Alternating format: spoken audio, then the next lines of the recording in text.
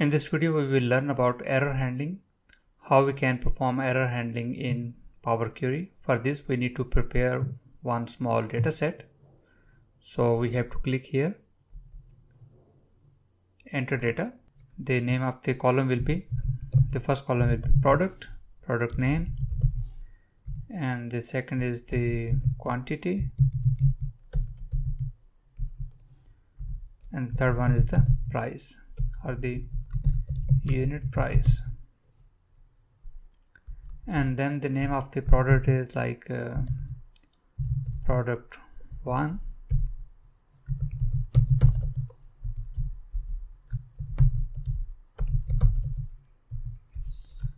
and product 4, right? So here is the quantity is like 2, 3, 4, and for this we don't have anything, so we can write here NA. And for the unit price is like here is 45, 67 and 80, right? So here you can name this table like products. So this is the table, load, so data is there. So we know we can go to the Power Query editor by just clicking the transform data. And here if we try to add new column here, custom column, and here you can write total sales. Then we need to take quantity multiply by unit price. That's it. So let's click OK. So here you can see we are getting error message like we cannot apply error static to the type text and number. The price is fine, the unit price is okay because the data type is number, and we have problem here in the quantity column due to NA, right? So one option is we need to convert this text data type to number here, whole number, and let's delete this edit column. Now let's try to add a custom column here,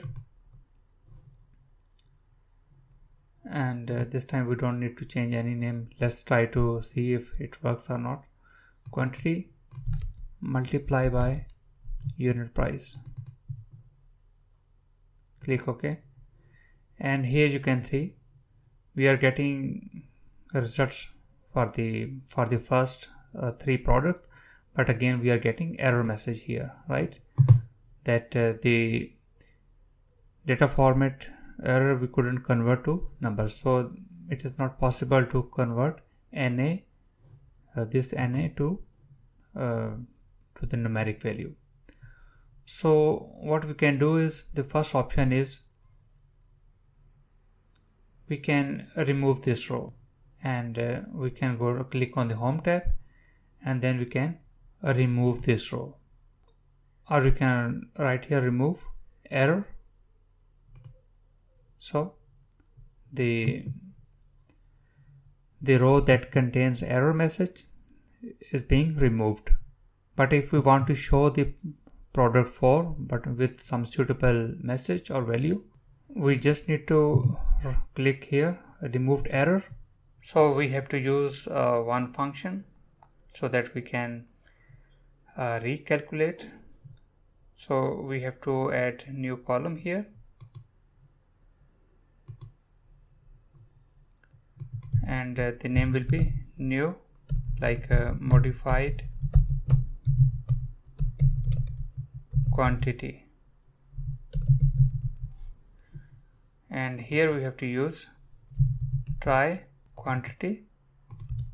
If it doesn't produce any error, then give me the quantity, otherwise 0.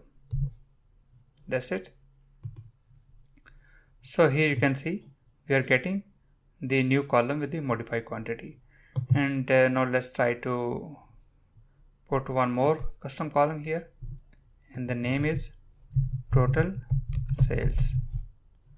And here we have to use modify quantity multiply by unit price. That's it. So here you can see we are getting total sale 24 135 268 and so on. So this is how we can do error handling in Power Query.